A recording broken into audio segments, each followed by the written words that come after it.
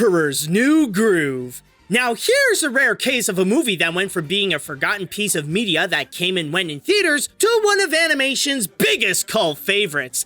In fact, if there's one thing that's crazier than the journey of its popularity status, it's the story of how this movie came to be. Before we got the feature that we have today, this was originally going to be an entirely different picture called Kingdom of the Sun, a Prince and the Pauper style musical with a tone that stuck closer to Disney's films of the 1990s and songs by Sting.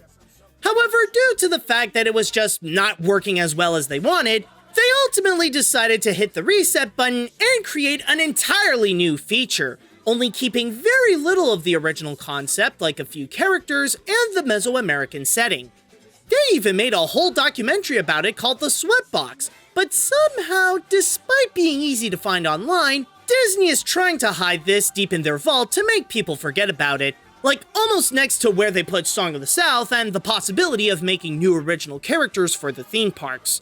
But now that we'll be taking a closer look to one of cinema's most famous grooves, did Disney's complete redo actually pay off? Or is it best to just pull the lever on this one? Let's find out! The story.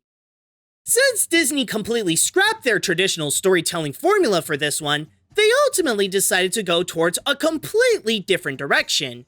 A buddy comedy, where a narcissistic emperor that got turned into a llama and a kind-hearted peasant must work together to set things right by turning the former back into a human and have him reclaim his throne. In hindsight, it does seem to be your typical buddy comedy flick, where two guys go on a long journey to stop the villain and have the selfish one end up opening his heart to become nicer to others. Some could argue that it is a little cliched on the surface, but this is a case where the execution is what more than makes up for whatever shortcomings this movie may have. I might as well go straight to its biggest strength. This is the greatest animated comedy Disney has ever produced, or even one of the best animated comedies ever. Thanks to the many different personalities featured, the movie presents a wide variety of comedic styles and different types of jokes, from wit to slapstick to fourth wall breaking to cartoon logic and many others, and managed to pull them each off with precise timing and snappy delivery, resulting the feature to bring out each gag at a rapid pace to have the audience almost non-stop laughing from beginning to end. Even more than the story itself, the comedy is what takes the highest priority for the film, making sure that its viewers can be invested by the laughs it can give out. It can be a risk for a movie to do that, but because New Groove is capable to sustain both the quantity and quality of its humor, it pays off very well, which makes it easily understandable how not a few, but several scenes have become memorable, memeable, and quotable. Pull the lever, Kronk. But as much as it is a comedy, it doesn't forget that it is still a movie that has to tell a story. Laughs alone are not enough to carry a whole feature film. That is why the movie also takes special care when crafting the characters in order to give the feature some heart. As it is a buddy comedy, it is important for the audience to be engaged in seeing the two leads reach their goal. And while I will explain more on that later, the story does lean to be character-driven so that the viewers could also be emotionally invested, as the bond between Kuzco and Pacha develop, and seeing Kuzco become humbler as he finally sees the world outside his own palace in the form of a llama. There have been plenty of buddy comedy stories like this before and after, but very few have the same number of laughs and quality as this one. The animation. I know I might shock people when I say this, but it is noticeable that Disney downgraded their animation for this one. During the movie's time, the studio was always looking for ways to top what they had previously done with their visuals, making their designs more complex and creative, have their worlds be grander and more immersive, and implementing CGI to give a new dimension to their features. The Emperor's New Groove, however, has none of that. Maybe it was because of budgetary issues or time constraints, but they kept this a little simpler than what they were used to. The designs are more caricatured and cartoony, that gives the characters a more geometric look that is flatter due to their lack of lighting, and the backgrounds are more straightforward to just display the environments like Kuzco's palace and the jungle. The movie doesn't spend a lot of time letting the art explain where they've taken their audience. It's not meant to be this immersive Mesoamerican world filled with rich detail and complex artistry. It just simply tells its audience that these are your characters and this is where they are. Of course, this is not bad at all. There is a nice looking charm to the style they were going for, and it is still well crafted, along with the character animation still in that Disney standard by delivering a good range, like being wild and expressive and calmly down to earth, depending on the personality whom the animators were drawing. And I mean that in the best possible way. What? A llama? He's supposed to be dead! Yeah, weird. I know I'm sounding pretty harsh on the animation, but this is only from the perspective of comparing it to Disney's other works at the time, like Tarzan or Fantasia 2000. It is clear that they tried something less complex than the Disney formula. But when looking at the film on its own, for the type of style it was going for, I'd honestly say that this is the perfect animation for this movie. Again, the biggest focus of the feature is to be a comedy, where the jokes take priority above all else. This means that Disney has to lessen their importance on the animation in order to make it a complement to the comedy, whose main purpose is not to take center stage, but rather to make the gags the best and most effective that they could possibly be. In a way, because Disney held back from making their animation top quality, that's what helped the movie to become one of the best animated comedies. You see, the biggest problem with most animated comedies nowadays is that they're too often dependent on the animation to deliver the humor. The focus would be put so much onto developing a wacky style or an erratic tone where it can end up feeling like these movies are just reusing the same type of visual gags and slapstick moments, and they end up quickly feeling dull and repetitive. In fact, they could sometimes try so hard to create a crazy style that it often spoils the comedy by overshadowing it instead of helping it. Not to mention that it heavily limits the others to put their contribution, leaving the actors to just being loud and obnoxious and the writers to just think up of dumb one-liners and pop culture references. In The Emperor's New Groove, however, everyone in the cast and crew, including the animators, all have an equally important role to play to make the comedy as great as it is. I'm not saying that you can't have great comedy and amazing animation at the same time. The Road to El Dorado certainly proved that it's possible. It's just in the case of New Groove, it knows what it wants to accomplish and how to do it right. It might not be among Disney's best animation, but it is definitely some of the best comedic animation. The characters. As I stated before, the characters are also what helped the movie to become as strong as it is. Not only because their personalities can conjure up some hilarious moments, but it is also because of how greatly written they are with a good amount of depth and genuine feeling presented to also make them easy to connect with. Let's start this off with the Emperor himself, Kuzco. As the movie begins, he is just purely a spoiled brat, like the most privileged that you can ever imagine. And yet, there is just something about him that's so despicably lovable. He's an absolute dick, sure, but let's be honest, wouldn't at least most of us act like Kuzco if we were in his position? It is bad, and we all know he quickly later gets what he deserves, but there's just something darkly admirable with how much he loves himself. Like, we all wish we can walk out and feel great about ourselves like he does. But then when he gets everything taken away from him and turned into a llama, that's when Kuzco starts his coming-of-age moment so that he could gain some empathy and learn to think about someone else other than himself. The man who would help guide him in that direction is Pacha, the loving village leader whom his own kindness can't help but aid the Emperor to set things right, even after Kuzco told him that day that his house and even the whole village would be destroyed for Booyah! Welcome to Kuzcotopia, my ultimate summer getaway, complete with water slide. As the dysfunctional duo set off on their crazy quest, that's when the heart of the feature comes into play. where a selfish jerk like Kuzco can become compassionate when shown that there is someone out there who cares for him, even during the worst time of his life when he lost everything in an instant. This also helps to make the story emotionally engaging to not just ultimately see Kuzco get himself back to normal, but to also look how the bond ultimately pays off for Kuzco to become a better man from it.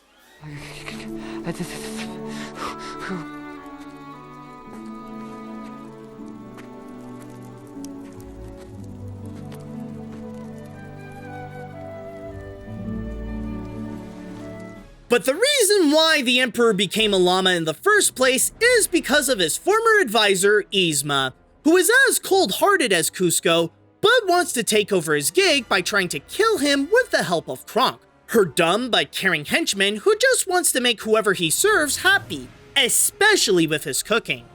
Technically, there are plenty of smaller characters that normally would be easy to glance over, but because of the legendary comedy this movie has, nearly every character is memorable with their own little moments, whether it be Pacha's family, that little squirrel, the old man, or even those guards that got turned into animals. However, while the writing and the animation did help bring these characters to life, what really made these personalities so memorable is the voice acting. Each actor really gave their all, and some share their comedic talents in order to deliver some unique and highly enjoyable performances, including David Spade's slick confidence, John Goodman's loving warmth, Eartha Kitt's devilish feistiness, and Patrick Warburton's macho yet clueless nature. Their acting is so distinct, yet filled with so much fun that they made their roles fit so perfectly with their own personalities. It's hard to imagine how they could be done by anyone else. A good animated film is able to provide some well-made characters for the viewer to follow along their adventure. A great animated film like this can make their entire cast unforgettably lovable.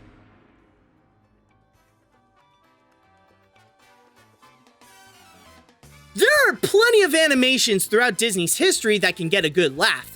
But never has there been one movie that featured many of the best moments in that category. The Emperor's New Groove is Disney's funniest animated film and one of the greatest comedic animated features, capable of presenting more than 70 minutes worth of hilarity. Even when looking outside of the comedy, it is still a well-crafted film with solid writing, enjoyable animation, top-notch voice acting, and an additional heartfelt tone that turns what was once a forgotten Disney flick into one of the most notable feel-good movies out there. In fact, this is one of those movies I'd say that you cannot go wrong if you decide to check this one out. Want something to see with your friends that will surely be a hit or just need a good laugh? Then I'm fully confident that this movie will be a good answer to that. I'm not gonna lie, this has always been one of my favorite Disney movies, and every time I watch it, it never disappoints, so there's no surprise that I give it the Animat seal of approval. I've already seen this dozens of times, and I can't wait to watch it a dozen more.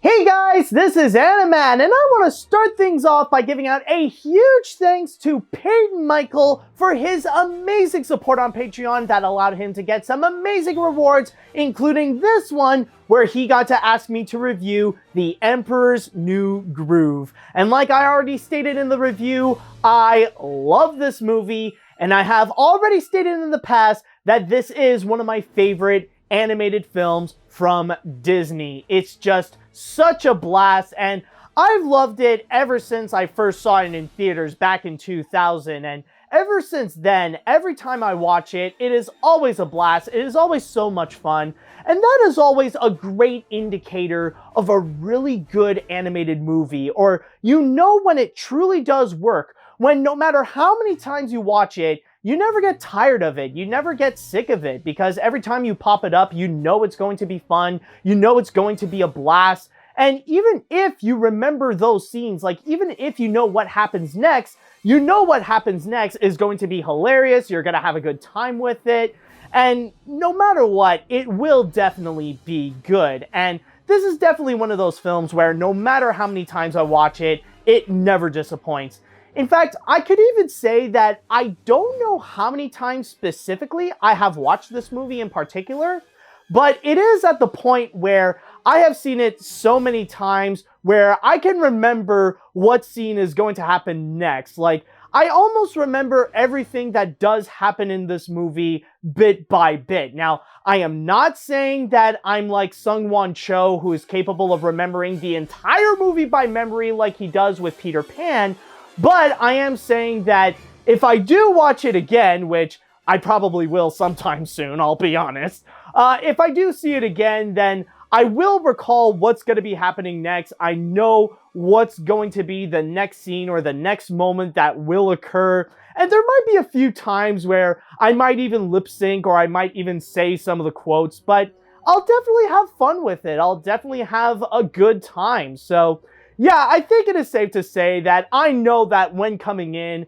it'll definitely be a positive review, even though I did have to think a little bit of how to analyze this movie and know what would be the right things to say about this film and when to put in the right critiques. I knew that I was going to come in loving this movie and giving it some great praise. So overall, definitely a fantastic movie, and I can't wait to watch it again.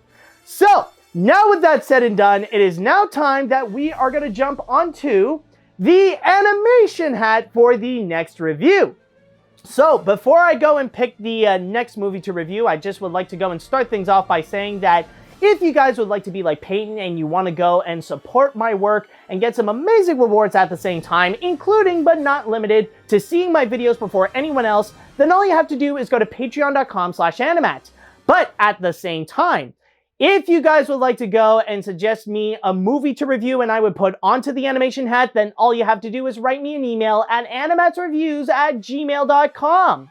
So, with that said, let's go and draw our next movie. It's going to be a little bit disappointing because not many movies are going to be able to top what I've just seen with The Emperor's New Groove. Let's see now. Oh, there we go. I finally got one. Did I drop a few? Okay, yeah, I might have dropped but I'll clean that up later.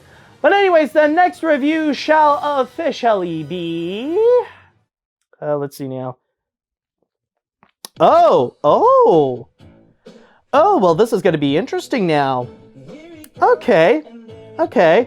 You know, the funny thing is that even though this character is actually an animation icon, I don't think I really have seen a lot of cartoons or a lot of works that do feature this character. But then again, outside of Will Vinton, it's going to be interesting to see the true master of claymation at work, especially with his own feature film. This way and that. Sometimes he's thin, and sometimes he's fat. He's going this way and that. When the sun hits that ridge just right, these hills sing.